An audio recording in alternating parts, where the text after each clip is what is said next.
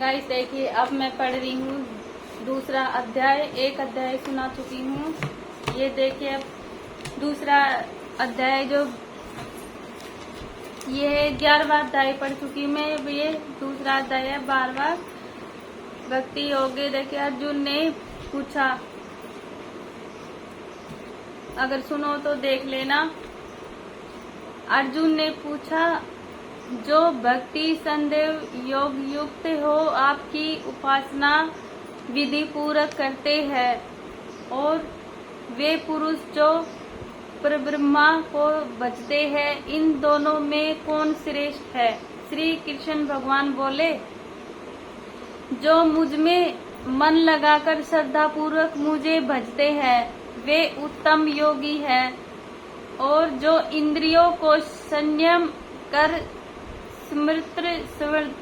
समदृष्टि रखकर प्राणियों के हित में लगे हुए अर्थक निर्व्यक्त सर्वव्यापी अनंतेन्द्रिय विकारण चंचल ध्रुव अक्षर का भजन करते हैं, वे भी मुझे प्राप्त होते हैं। अवस्था में जितना चिंत लगा हुआ है वे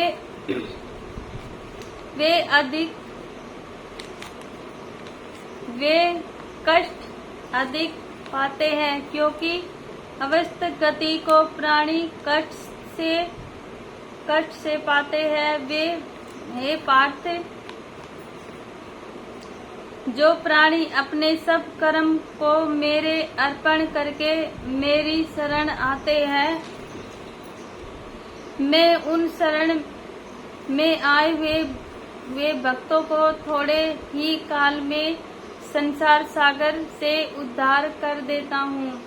मुझ में ही मन और बुद्धि रखे तब तुम मुझ में निवास करोगे, इसमें कुछ संदेह नहीं है। हे धनंजय, यदि इस प्रकार तुम मुझ में अपने चित्त को लगाने में समर्थ न हो तो अभ्यास योग द्वारा मुझे पाने के लिए बारंबार यत्न करो। यदि अभ्यास भी न कर सको तो मेरे उपदेश से व्रत करो, मेरे लिए तुम कर्म करोगे, अब तभी तुम्हें मुक्ति प्राप्त होगी। यदि ऐसा भी न कर सको तो मन को रोककर अनंत भाव से मेरी शरण आओ और फल की आशा छोड़ कर्म करो, क्योंकि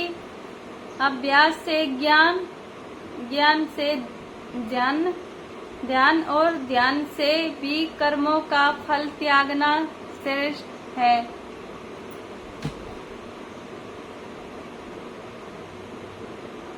त्याग से तुरंत शांति प्राप्त होती है। जो किसी से द्वेष नहीं करता, सबका मित्र,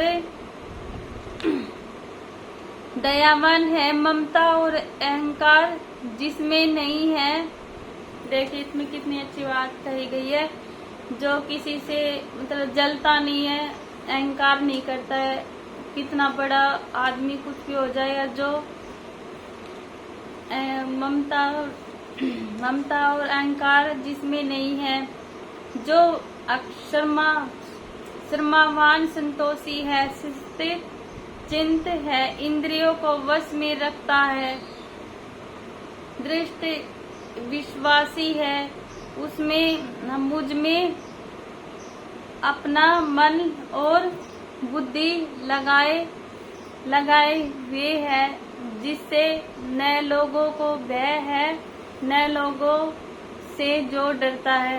हर्ष ईर्षा दुष्टों से भय और विषाद से जो रहित है, जो कुछ मिले उसी में संतुष्ट, पवित्र, दृश्य, निर्भक्ष, दुख रहित, फल की आशा त्याग कर कर्म करने वाला, मेरी भक्ति,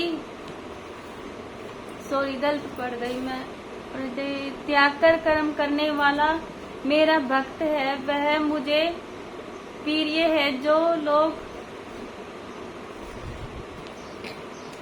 जो लाभ से प्रसन्न हो, किसी से द्वेषु न करे, भली बुरी वस्तु पाने का हर्ष शोक न करे, शुभ और अशुभ इन दोनों का त्यागी हो, जिसे शत्रु मित्र मान अपमान सर्दी गर्मी दुख सुख सम्मान है, जो वासना से रहित है, निंद्रा तथा स्तुति को सम्मान जानता है, वाचाल नहीं है, जो यह नहीं समझता कि यह मेरा घर है,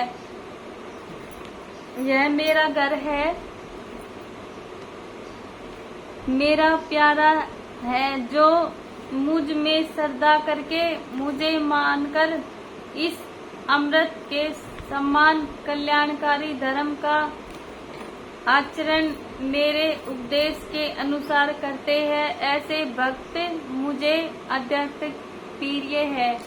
देखिए सुने, ये पूरा हो चुका है। ये छोटा था और काफी बड़े है, इसका सिर्फ इतना ही पाठ था। इसके अर्थात अर्थ 12वें अध्यास का महत्वपूर्ण बताया गया है। इसमें सुनिए, श्री कृष्ण जी बोले, इसमें जो कृष्ण जी भगवान अपने जो भी है पूजा पाठ जो जैसे करता है, किसी से ईर्ष्या नहीं करे, भेदभाव, उसके बारे में बताया था। अर्थ 12वें अध्याय का महत्वपूर्ण सुनिए। इसमें बोल रहे हैं, श्री भगवान जी बोले, हे लक्ष्मी जी, अब 12वें अध्याय का महत्वपूर्ण सुनो। दक्षिण देश में एक सुखानंद नाम का राजा रहता था। उसी नगर में विकसित नाम का एक लपट रहता था। एक गणिका से उसकी प्रीति थी। वे दोनों एक देवी के मंदिर में जाकर मंदिरापान और मांस भक्षण किया करते थे। जो कोई पूछे कि तुम यह क्या करते हो, तो वे कहते, यह देवी की सेवा करते हैं। उसी मंदिर में एक ब्राह्मण भी देवी की सेवा करता था। एक दिन उसने देवी की स्तुति की तो देवी प्रसन्न हुई और कहा कि वर मांगो, जो मांगोगे सो दूंगी। उसने धन व संतान सुख मांगा। देवी ने कहा, हे ब्राह्मण, तुमने जो कुछ मांगा है सो वह सब तुम्हें दूंगी, पर पहले इन दोनों का उद्धार कर ले। तब ब्राह्मण ने नारायण जी का तप किया। भगवान जी प्रसन्न हुए और गरुड़ पर चढ़कर आए और पूछा कि तेरी क्या कामना है। ब्राह्मण ने कहा, इस लप्त और गणिका का उद्धार कैसे हो। श्री नारायण जी ने कहा कि हे आज्ञाकारी ब्राह्मण, गीता के देखिए सुनिए, मतलब इनका उद्धार कैसे हो इसमें बताया गया है कि हे आज्ञाकारी ब्राह्मण, गीता के 12वें अध्याय का पाठ, हर जो अध्याय है इसमें 18 अध्याय, हर का महत्वपूर्ण बहुत अच्छा। अगर एक पाठ भी करोगे तो बहुत अच्छा, अगर सारी पढ़ोगे तो किसी को सुनाओगे तो आपके साथ साथ दूसरों का भी भला होगा इसमें, क्योंकि नहीं ये है एक ऐसी चीज है जो कलयुग में हर किसी के काम आने वाली है, क्योंकि दुखी तो हर कोई है संसार में इसमें। तो सुने, इसका नारद जी ने कहा, लप्त को गणिका 11वें अध्याय का पाठ, गणिका 12वें अध्याय का पाठ सुनाओ तो इन दोनों का उद्धार होगा। तब ब्राह्मण ने गणिका और लपट को बैठा कर गीता के 12वें अध्याय का पाठ सुनाया। सुनते ही दोनों की देह छूटी और दोनों बैकुंठ को गए। देवी प्रसन्न हुई और कहा, हे ब्राह्मण, आज से मेरा नाम वैष्णवी हुआ। और इस पाठ को सुनते ही ऐसे कुक्रमी तर गए हैं। इससे प्रसन्न होकर इस नगरी का राज्य मैंने तुझको दिया। वह प्रिय माता ने कहा, जो भी पापी है, जो धर्म है धर्म करे हुए, जिसने जो भी इस पाठ को सुन लेगा उसके भी हर पाप दूर हो जाएंगे, ऐसा माता ने बोला। जो इसमें लिखा हुआ है किताब में वही बता रही हूँ मैं। आप पढ़ोगे तब पता चल जाएगा। अगर आप ये सोच रहे हो कि गलत पढ़ रही, वैसे ही भाषण दे रही है ये, आप पढ़ोगे तो पता चल जाएगा। इससे प्रसन्न होकर इस नगरी का राज्य मैंने तुझको दिया। राज्य दिया। वह विप्र घर गया और उस राजा के संतान नहीं थी। राजा उस विप्र को बुलाकर राज्य देकर तप करने को गया। मेरी राज्य करने लगा। और फिर नारायण जी ने कहा, हे लक्ष्मी, यह सब 12वें अध्याय का महत्वपूर्ण है।